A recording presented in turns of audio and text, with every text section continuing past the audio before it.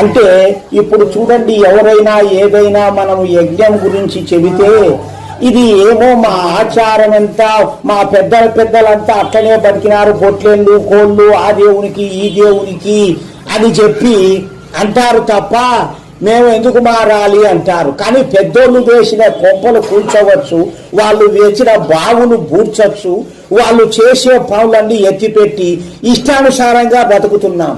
అంటే మనకు ఏది సౌకర్యంగా ఉంటే దాన్ని తీసుకుంటున్నాం.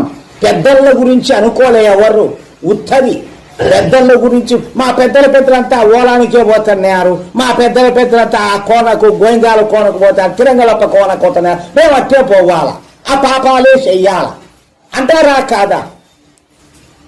కాబట్టి ఆలోచన చేసుకోవాలి. మనకు కాస్తో కూస్తో బుద్ధి వచ్చింది, జ్ఞానం వచ్చింది, అనాచారాలు మానేయాలి.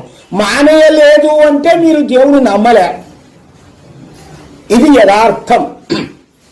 దేవుని నమ్మితే యజ్ఞము ద్వారా దేవతలందరూ వచ్చి ఇక్కడ కూర్చోబెడుతున్నాడు అగ్నిదేవుడు. మీకు తెలుసునా? దేవతలందరినీ తీసుకొచ్చి అగ్నిదేవుడు పిలిచి పైకి దూతగా వెళ్ళి ఇంద్రలోకం, ఇంద్రుని, యముని, వాయువు, మిత్రుడు, వరుణుడు వీళ్ళందరినీ కూడా పిలుచుకొచ్చి పెడుతున్నాడు అగ్నిదేవుడు. దీన్ని తెలుసుకోరు ఎందుకు? మరి ఎక్కడైనా ఏ గుళ్ళు గోపురాల్లో అయినా దేవతలు వచ్చి దిగుతున్నారా? అంటే యజ్ఞము చోట మాత్రమే ఈ దేవతలు ఉంటారు అని మనకు వేదాల్లో చెప్పబడి ఉంది. యజ్ఞము చోట మాత్రమే ఈ దేవతలను పిలుచుకొచ్చి వాళ్ళకు యాహుతులు ఇచ్చి వాళ్ళకు సత్కారం జరిపి ఆ దేవతలకు పూజించి ఇది చేయబడుతున్నది.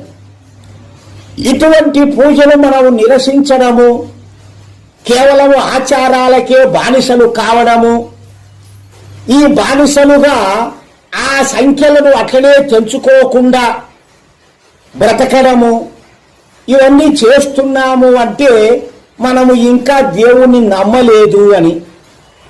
ఎక్కడికో వెళ్ళి గుండు కొడుచుకుంటాము, ఎక్కడికో వెళ్ళి హింసతో పూజలు చేస్తాము.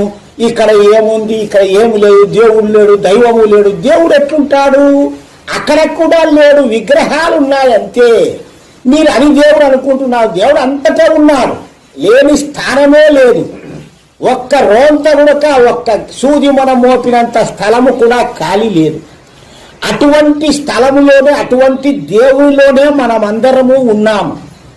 ఈ దేవునిలోనే ఉంటూ ఆ దేవుడు పుట్టించిన ఈ జన్మను తీసుకొని, ఈ ఆయువు తీసుకొని, మన ఆయనను వదిలిపెట్టి ఆయనకు